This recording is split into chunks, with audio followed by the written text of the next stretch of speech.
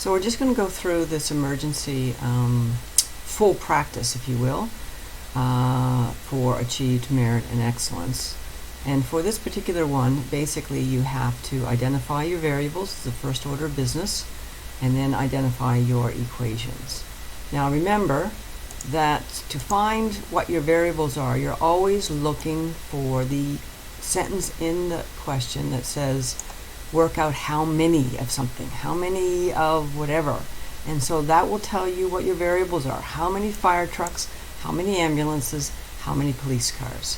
So in my table, that's what goes across the top. My X, my Y, my Z is my fire trucks, my ambulances, and my police. And then once you've decided on that, it becomes a little bit easier to get the equations. You've got 3 boys, or 3 children, I'm assuming they're boys. Aiden, George, and Isaac are playing with their toy vehicles. They're discussing how many fire trucks, police cars, and ambulances they have. Now Aiden says they have 20 vehicles all together. So this is one of the equations, right? All total of 20 vehicles. So this becomes basically your first equation. This is kind of Aiden, if you want. All right, this is Aiden, and this is, he knows how many trucks that we have, or how many toys altogether. George says that the fire trucks carry 2 people, police cars 4 people, and ambulance 6 people. So this is how many they can carry for a total of 84 people. So basically this is, wow, that's interesting. This is George's equation, and then meanwhile Isaac talks about windows.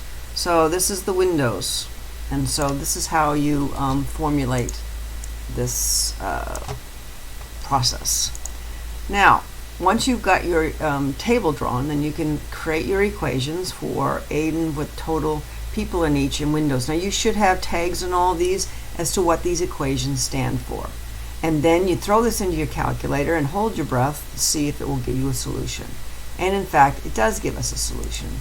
This is our solution. We get 6.8 fire trucks, 4.4 Y, which is ambulances, and Z is 8.8. And that's my police cars. Now you need to show what those solutions refer to and tag them appropriately. If the context is wrong, you can't pass. So all of this is basically your achieve component. Being able to read the question, formulate the equations in context, and then find the solutions in context using your calculator. Now this stuff in green is all the merit stuff, because we know that we can't have 6.8 trucks, 4.4 ambulances, or 8.8 police cars. So we can't have decimal solutions, right? This stuff in green. And you make a statement, shouldn't have decimal solutions for the problem. So I'm going to round the answers and test to see what would be the best solution. So I've done 3 tests here. You only have to do 2. And I'm going to look at the 7591, the 7581. So what I've done is I've rounded the 6.8 to 7, the 4.4 to 5, and see, I've rounded these all up. So they're all going to be over. So I don't think that that's a very good solution. So I'm not going to use that one. I'm going to actually use the 749 and the 7581. And take a look at those.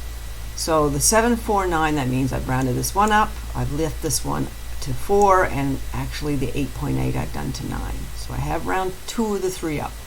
So when I test it, that means that I take those answers and put them into Aiden's equation, George's equation, and the Isaac equation, right?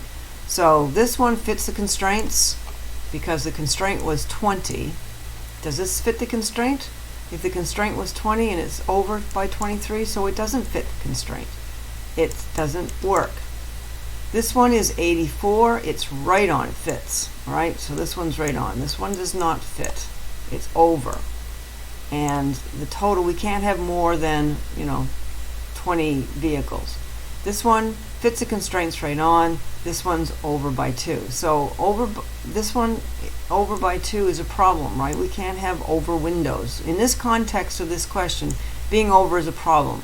So it's a good option as a combination fits only one really of the equations, and it's 2 over and then the other one. Okay. Let's go down to the 758 one. So in the 758, it's exactly on the 20. Fits a constraint under by 2, and in this one it fits a constraint under by 2. So that's pretty good. That's my best option. It fits all the constraints by being under, because in context the two boys may have double counted some items, very common in young children and so on. So in context this works. This is under and it fits, so we're in pretty good nick. So that's going to give me my merit. Again, you have to talk about why you've selected this as being your best fit. All the constraints are either under or exactly on, whereas the other one had some over. So it's a better fit, and you need to explain specifically why you've picked that. For the excellence, we're going to change the equation. All right, so if we go up to the context of the problem, it says Aiden thinks Isaac is counted completely wrong, so he helps him count the wheels instead. So we're going to replace Isaac's equation, which is the window equation. We're going to replace this equation on Windows right here completely, and we're going to replace it with this equation here, which is about wheels. So 4x plus 4y plus 4z is equal to 84. That replaces Isaac's equation. Now what we do is we take a look, and we can see that equation 1 and equation 3 are proportional, but not the constant, right? So as the x, y, and z coefficients of the first and third are equal, well, they're proportional. So we don't say they're equal, we say they're proportional.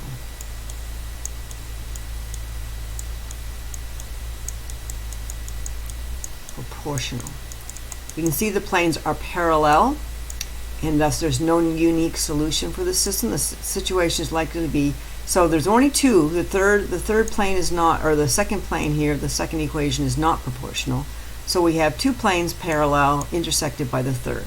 And if you want to draw the diagram, some sort of diagram to show that, that's fine. You don't have to.